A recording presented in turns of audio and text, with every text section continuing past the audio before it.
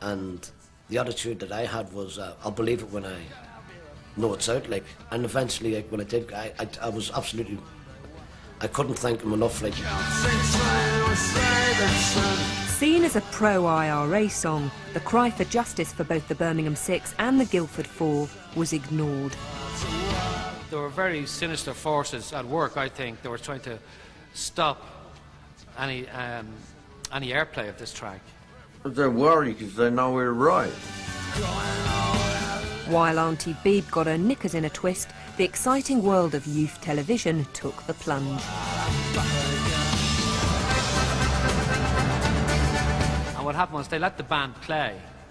The band was still playing, and I noticed that transmission had gone to commercials. The band mysteriously disappeared from our screens, and to this day, no one appears to know why. This was going to become a big political issue, and the last thing they wanted was people like McGann educating the public about the Birmingham Six. The IBA made the ban official after the Home Secretary amended the Anti-Terrorism Act to stop us hearing, and we quote, terrorist organisations or their supporters. Today I spoke to their deputy leader, Rory O'Connor, who under broadcasting restrictions must inhale helium to subtract credibility from his statements. Sinn Féin is a legitimate political party. Which supports terrorist action. Your tone is antagonistic and you're making me very angry. Under the ban, we're unable to play you part of the song, but we are allowed to quote from it. There were 6 men in Birmingham, in Guildford there's 4, that were picked up and tortured by the law, and the filth got promotion, but they're still doing time for being Irish in the wrong place and at the wrong time. Banned for what? You know, it's just straightforward police state repression of freedom of speech, you know, censorship. The fact that it wasn't heard was a great shame, not just for us, but also for McGann, for the band itself, you know, because the lyrics were so true to the day.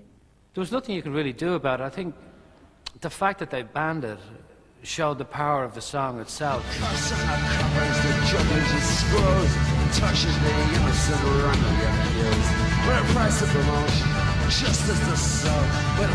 We try to contain our case here, but for people like McGann, they take the message worldwide.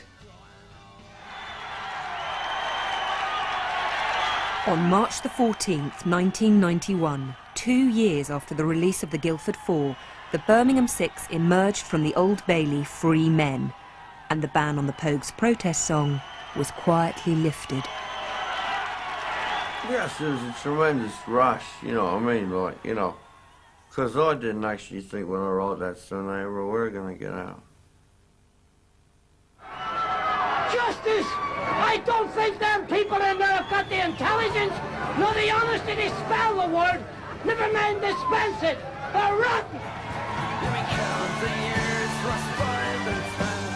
Possibly it helped in a very, very, very small way, but I think, you know, the people who really did it were the, you know, the people who sort of like just dug until they actually got the proof that was needed.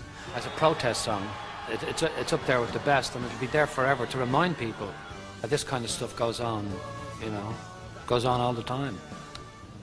Well, they all came around one by one to say hello, you know, to say thanks for giving us a hand to get out, you know what I mean? And I remember when I came in, he got up off the settee and he just threw his arms around me, and he just picked me up and he whirled me around the floor. He said, "I'm so happy," he said, "to see you out." I said, "So am I," I said, "so happy to be out," like, you know. And he leaned over me and he said, "Listen, quote, we know you didn't do the bombings. We don't give a who done the bombings. We've got you, that's good enough for us." Sure, everyone knows the Birmingham Six are innocent. The Brits did it themselves. Murdered their own people to make things look bad for us.